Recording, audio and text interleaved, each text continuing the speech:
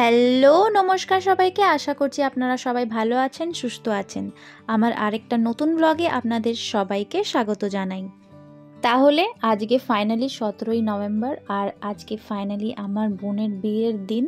আর দেখতেই পাচ্ছেন বরযাত্রী একদম দোরগোড়ায়। গোধূলিবেলার বিয়ে, তাই বরযাত্রী 6টার সময় ঢুকে গেছে। আর একটু ফ্রেশ হয়ে বর আবার বিয়ের পিঁড়িতেও বসে পড়বে। আর আরেকটা কথা জানেন কি, আমরা এই ভিডিওটা তুলছি আমাদের ওপরের ব্যালকনির থেকে, কারণ আমি এখন নাইটি পরে এখন ওই যে বললাম কালকে সবাইকে সাজাতে গোছাতে আমারই লাস্টে দেরি হয়ে গেল। আর আমার বোন আর আমি আর আমার মেয়ে তিনজনই এখন কিচ্ছু রেডি হয়নি। আর ওরা দুজনেরাও আমার আশাতেই বসে আছে যে আমি কখন ওদের রেডি করব, ওরা আমার জন্যই বসে আছে, ওদেরও তাই জন্য দেরি হয়ে গেল। আর সবাই এসে খুব বকাবকি, খুব অনেক কথাই বলছে, মানে যে আসছে বিশেষ করে জেন্টস কাকারা বাবারা যে আসছে সে এসে বকাবকি করে চলে যাচ্ছে। আর আমরা যা হোক করে এই ভিডিওটা আমার বোন তুলেছিল বলে আমি এই ভিডিওটা পেয়েছি। তাহলে চলুন আর দেরি নয়, আমরাও ছটপট রেডি হয়ে নিই। আর তাই জন্য এখানে আমার বোনের এইখানে আসতেও আমার দেরি হয়ে গেছিলো আমাদের অনেকটাই। আর আমার বোন এসে দেখে একদম রেডি, আর ভাইরাও চলে এসেছে। এবার ওকে বিয়ের পিঁড়িতে ওরা তুলে নিয়ে যাবে। এখানে প্রবলেম একটাই যে বিয়ে হচ্ছে একতলায় ওপরে, আর নিয়ে যাবে সিঁড়ি করে, সেটাই ভাবছি যে কি করে নিয়ে যাবে অতটা সিঁড়ি করে। আর বোন একদম হালকা শোলা, তাই দেখছি ওদের খুব একটা কষ্ট হচ্ছে না, ওরা নিজেরাই বলছে যে আমরা পারবো। বোন ওপরে একতলায় চলে এসেছে, আর বোনকে আমরা এক সাইডে করে দিয়েছি। বোনকে এখন দেখা চলবে না বরের কারোরই। আর এখন আমরা বরের দুয়োর ধরবো, তাই এখন সবার প্ল্যাটিং চলছে যে কি বলবো না বলবো। আর এই যে বর, এবার আমরা সবাই মিলে বরের দুয়োর ধরেছিলাম। আর আমাদের আবদার যে আমরা বরের কাছ থেকে 10,000 টাকা চাই। সবাই অনেক আমাদের বোঝানো সোঝানো এখানে চলছে। তাহলে চলুন একটু দেখে নিই।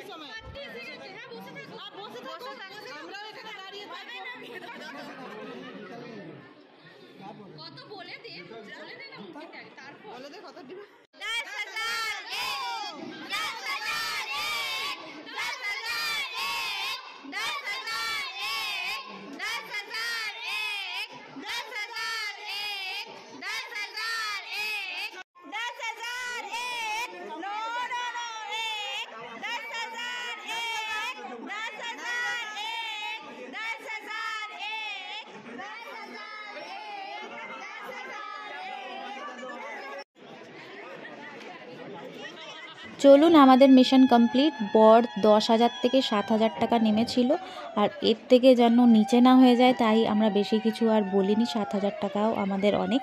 আর আমরা যেহেতু অনেক ভাই বোন, অনেক বৌদি, সব মিলেমিশে সব টাকাটা আমরা ভাগ করব, তাই 7,000 টাকাই আমাদের অনেক। আমার বোনও চলে এসেছে মণ্ডপে, আর ওদের এখন শুভদৃষ্টি শুরু হবে। তাহলে চলুন দেখে নিই।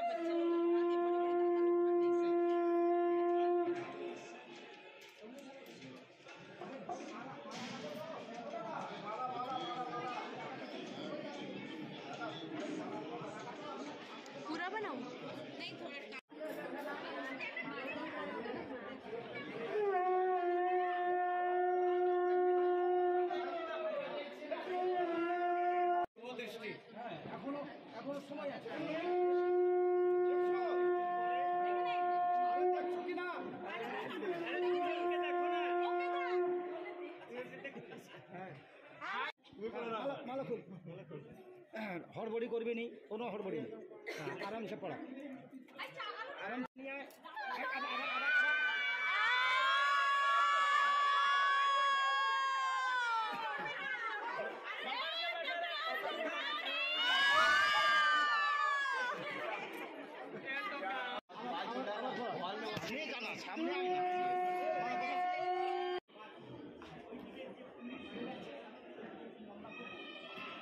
বিয়ে শুরু হয়ে গেছে, আর বিয়ের কন্যাদানও শুরু হয়ে গেছে। কন্যাদান করবে আমার ছোট পিসি যে আমার ব্লগে সবসময় ফেমাস, তার হাজব্যান্ড।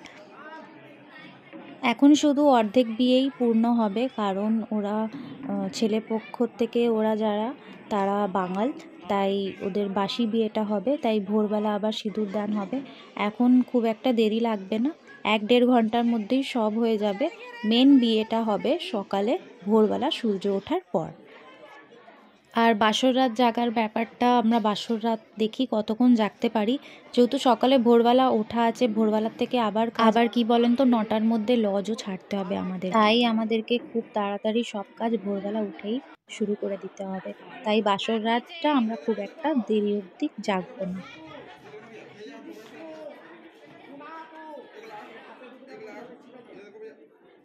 আর 18 তারিখ ভোর হয়ে গেছে, আর আমরা বোনের বিয়ে আবার শুরু করে দিয়েছি, মানে বোনের এবার সিঁদুর দানটা পূর্ণ হবে। তাই আমরা সকালে ঘুম থেকে উঠে সব ওখানে আয়োজন শুরু করে দিয়েছিলাম, যা যা লাগবে আর কি, আর পুরোহিত মশাই যা যা বলবেন এবার শুরু করে দিতে হবে। আমার বোন আর তার হবু বর, এখনও যে বর হয়নি, সিঁদুর দান হয়নি, তো এখনও বড়ও হয়নি আমার মতে, তাই হবু বরই বললাম। এইবার শুরু হবে আমার বোনের সিঁদুর দান। বিয়ে তো 10টা অবধি, রাত 10টা অবধি মিটেই গেছিলো। তারপরে আমাদের সবাই মিলে একটু গল্প গুজব বা এই সেই কথাবার্তা বলতে বলতে অনেকটাই রাত হয়ে গেছিলো। তারপরে আমার মাইগ্রেনের মাথা যন্ত্রণা সেটাও আবার শুরু হয়ে গেছিলো, তাই আমি একটু শুয়েও পড়েছিলাম। আর তারপরেই শুরু হলো এই সব। রাতে আবার বুবুর মানে আমার বোনের পেটি ফেটি সব গুছিয়ে এক জায়গা করে রাখলাম, যাতে সকালে কোনো ঝামেলা না হয়। সব এক জায়গায় ছিল, কিন্তু তাও যা বিয়ের সময় যা ও বার করেছিল সব আবার ঢুকিয়ে ভালো করে পেটিটা প্যাক করে রেখে দিলাম। তার মধ্যে ওই যে বললাম লজ ছাড়তে হবে আমাদের 9টার মধ্যে, যা আমাদেরও যা ছিল সব প্যাকিং করে আমরাও এক জায়গায় রেখে দিলাম, কারণ চারিদিক রুমটা পুরো ছত্রকার ছিল আমাদের।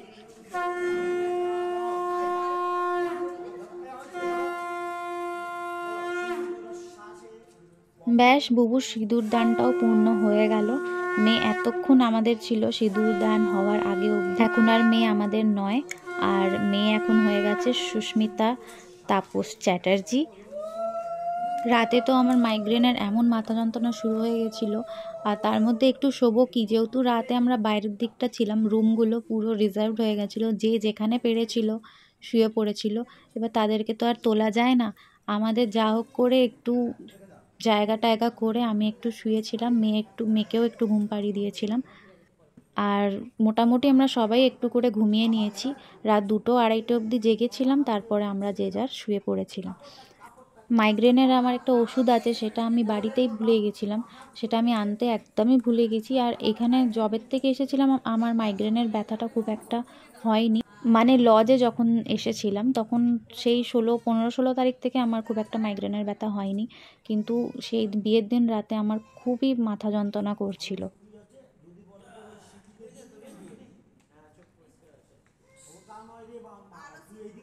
চলুন, যেটা বিয়ের মেন সিঁদুর দান সেটাও হয়ে গেল, আর এবার বউ নিজের বাড়ি চলে যাবে আমাদের সবাইকে ছেড়ে। আর মা বাবা ছাড়া মেয়ের বিয়েটা খুবই ভালো করে হলো, আমরা সবাই মিলে যা পেরেছি, যতটা পেরেছি, আপনারা তো সবাই দেখলেনই। ওর তো মা বাবা নেই, তাও আমরা সবাই মিলে ওকে যতটা পেরেছি সবাই দিয়ে থুয়ে ওকে পার করার চেষ্টা করেছি, আর ও নিজের বাড়ি চলে যাবে এবার। আর এই টাইমটা তো সবার জন্যে, প্রতিটা মেয়ের জন্যই খুব ইমোশনাল, খুবই মানে কষ্টকর। ব্যাস, আমাদের সবার এটাই আশীর্বাদ যে ও নিজের বাড়িতে নিজের পরিবারের সাথে, নিজের বরের সাথে খুব ভালো থাকুক, ওর মা বাবার অভাবটা ওর শ্বশুর শাশুড়ি পূরণ করুক, ওর বর ওকে সব সময় ভালো রাখুক, ও যেন ওর শ্বশুর শাশুড়ির জন্য মেয়ের মতো হয়েই থাকুক।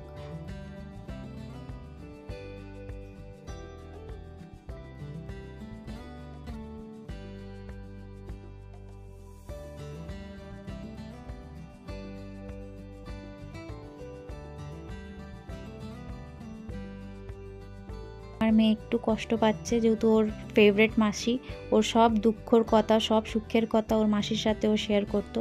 ও এখানে একটু ইমোশনাল, কিন্তু ঘুম থেকে ওকে কিছুতেই তোলা যাচ্ছিল না। বলা হলো যে বুবু মাসি এইবার চলে যাচ্ছে, কিন্তু তখনও উঠতে ফুটতে ঘুম থেকে উঠে আসলো। আর আমার রায়পুর আসার মেন উদ্দেশ্য আমার বোনের বিয়ে, সেটা সম্পূর্ণ হলো।